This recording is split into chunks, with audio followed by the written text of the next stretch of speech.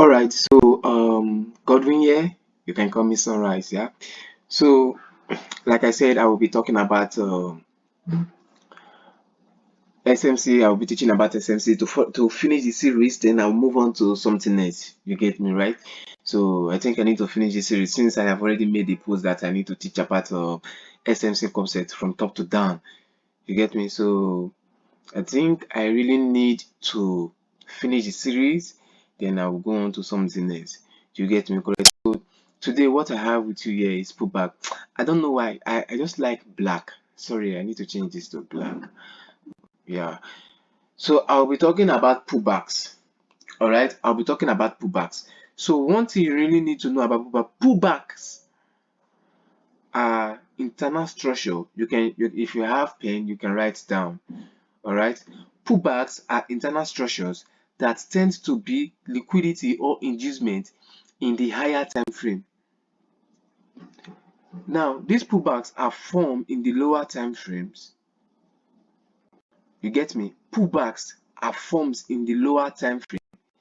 Then, when it is being formed, it will then be created as inducement or liquidity, anyone you classify it as, in the higher time frame. Listen again. Pullbacks are forms in the lower time frame. Pullbacks are formed in the lower time frame. Lower time frame. Then they tend to be liquidity where there is money. Liquidity in the higher time frame.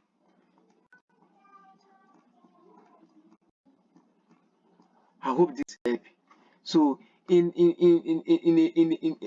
if I should come again, I said pullbacks are internal structures that tend to be liquidity or inducement in the higher time frame. Do you get it? Now, I'm going to, I think there's a way I used to do this stuff before now. Okay.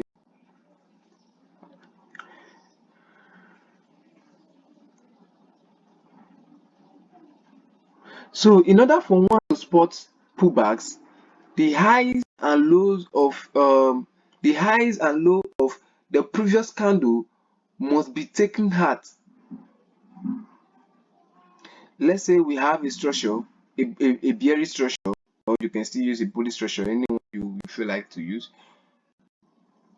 Let's say we have a bearish structure, because I don't have time to draw those candles using my rectangular boxes. I don't have this time. I will just show you on the chart. So what I will do, I will just look for, I will just spot what's it called? I will just spot a downtrend or a uptrend, and then I will show you pullbacks. Do you get it? So what I am talking about, I said in order for one to spot a pullback, the high or low of the previous candle must be taken out. So let's say we are bearish. If we are bearish, it will be the high of the previous candle that will be taken out. I'm talking about candles, so I'm talking about candles. Do you get it? So the highs of the previous candle must be taken out. Same thing is applied for bullish. So in bullish scenarios, it would be the low. I don't know if you get it. It would be the low. So it would be something like, okay, we are going up. We are going up, and the low of the previous candle must be taken out. So where is the low of the previous candle? This is the low of the previous candle, isn't it? So the low of the previous candle must be taken out. Do you get it? The low of the previous candle must be taken out. So this is just some practical example. If the low of the previous candle is not taken out, you don't mark it as back, even if, let me even if it keep on doing something like this. It keep on doing something like this, something like this, something like this, and so on and so forth, and so on and so forth. It's not a pullback until the low is taken out. When the low has been taken out, then you can classify it as, what's it called, as pullback. Now this candle right here is the pullback. This one right here is the pullback. Now in the higher time frame, if you should go to the higher time frame, it will create something like this for you in the higher time frame. It will create something like this for you in the higher time frame. This kind of this lower highs right here that is created, that is what it will create for you in the higher time frame. You get it? Now in the higher time frame, you see that it has already created liquidity for you. Now what you just need price to come take it out, take out the liquidity and go to the upper side. And this is where I come to say that pullbacks are created in the lower time frame, which is, let's say this is the lower time frame, and tends to be the higher time frame liquidity. So it's created this angle right here. It's created this angle right here in the higher time frame, and then it is used as liquidity in the higher time frame as well. Do you get? So you can also say it's created this angle right here in the lower time frame, and in the higher time frame it was used as liquidity. So we have to wait until it's taken that, then we'll look for the buy. So you can also use here for the buy, something like this. Use here for the buy, or you can use something like this. Rather, oh, I deleted that. I'm not supposed to delete that. So this is just a scenario. I'm just trying to show. I'm not showing you anything like whatsoever. I don't know if you get it. So this is what the pullback does. It creates this liquidity. So the lower time frame, that is where the liquidity are being created. Then in the higher time frame, you spot easily, and then you attack. Do you get it? This is just all it is. So let's move on to the chart now. So we can pick a what's it called, a trend, and then we can ride with it. Okay, this is a short trend. This is a short trend. Okay, let me just go down to the 1 hour time frame. The 1 hour time frame, maybe we can see something better. This is not clear enough. This is not clear enough.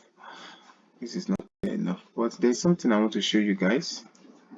I was not prepared for this class. I just, because of the, what's it called? Because of the session. That's why I say that I want to make. I just shoot. Okay, let's just do it randomly like that. So this is our high. We are bearish. You can see lower lows, lower highs, lower lows, lower highs, and so on and so forth. Do you get it? So we are bearish in this scenario. Now, I say that this would have been perfect in the lower time frame, like the 1 hour time frame. Okay, no problem. So this is our high, most high, not the most high god. This is our high, all right, and we can see this is our previous candle before the pullback. And what do we have right there? Price to cut the previous candle. It doesn't matter how far it goes. What can I use in explaining this now? Okay, this is better. Look at this carefully. This is a pullback right here. Right? This is a pullback right here. So pullback was created here, and it was used as inducement in the higher time frame. I used to say that previous candle high must be taken out. So previous candle high was taken out and gave a block structure. Oh, I will also come to that side. No need to confuse you. And then what happened? It was used as inducement, as liquidity, and price took it out, and what happened? We short. Yes. So this is where inducement is pullback is being created from or generated from. In the lower time frame, they took out the previous candle and then use as what was it called in the higher time frame. So there's still some other examples I want to show to you guys. There's another example. Okay, let me use this. I saw it in this particular time frame. So okay. Let's say we are bullish, since we are creating higher highs, higher lows, higher highs, higher lows, and so on and so forth. So look at this carefully. Look at this carefully. We are going to the upper side. What do you see right here? was created, isn't it? Pullback was created. Now price went up again. Another pullback was created. So this was the last low before price went up after creating the pullback. So there's a pullback from here and there's a pullback from here. Do you get? There's a pullback from here and there's a pullback from here. Correct? Now price still continue going up. Price still continue going up. And if you look right here, this was the previous candle, isn't it? This is the high of the previous candle and this is the low of the previous candle. And since we are bullish, we are only mostly focused on the previous candles low. Remember what I said, the previous candles low. That is what we are mostly focused on. And this is the low and this is the high. So until price at this the low of this one, that is when we now say we have a pullback. But in this scenario, price hasn't taken out the high of this one. How which price has taken out the high and this candle took out the low, then we can now say okay, there is now a pullback. But in this scenario, the high of the previous candle is still protected. The high of the previous candle is still protected, which is this one right here, is still protected, and the low is still protected. So anything that is happening within here are inside bar. They are trading within this candle. I call it inside bar. They are trading within this candle.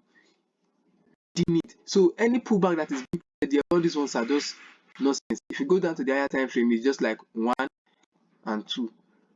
That's how it will be. This one, they will just separate inside in between these two massive candles. They will just separate in between these two massive candles. But if you go to the higher time frame, you will see here as something like this in the higher time frame.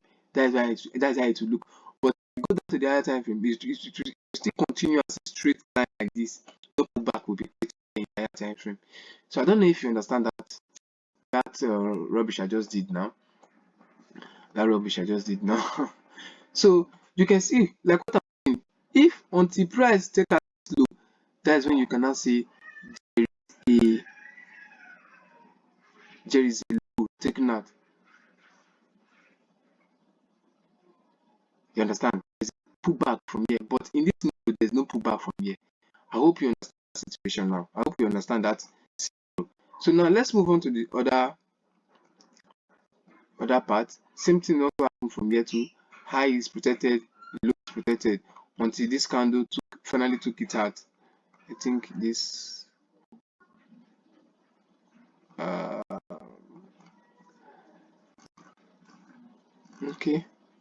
okay, that candle took it out with a wick.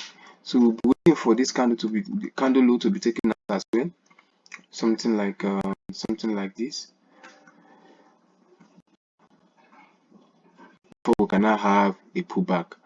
But although price did not do it, so we don't have a pullback right here. So we'll be waiting for the next candle to be taken out and so on and so forth.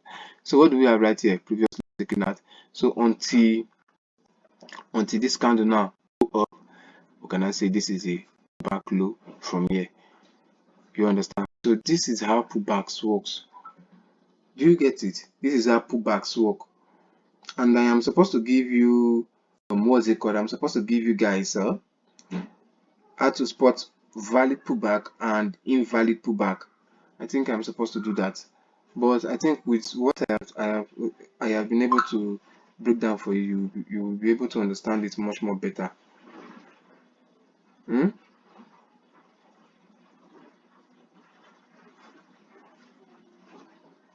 So okay, all right. So I think this one is enough for you guys today. I have been able to break down pullback. Next one, I will move on to what's it called? Inducement and liquidity. But before that, I will also give that let's say a breakdown again of this pullback in the next class and ask if you understand it. Maybe that is when I will provide you how to spot valid pullback and invalid pullback. I will ask you, is this a valid pullback? Is this a invalid pullback, and so on and so forth. I hope you understand it, right? So try to study it. You understand? Try to study it. Once you are going to the downside, you are going to the upside. you spot a valid pullback. This is a valid pullback. This is a valid pullback. The next candle took here. Okay, I am still protected. This is not a valid pullback. So we'll move on again to the other side, and something occur here. This is a valid pullback. Do you get this is a valid pullback? So this is the low of the valid pullback. So this is what happened right here. We have this. Oh, no pullback created here. So um we have this a pullback and to the upper side. I hope you understand that. Correct? So that is how it is.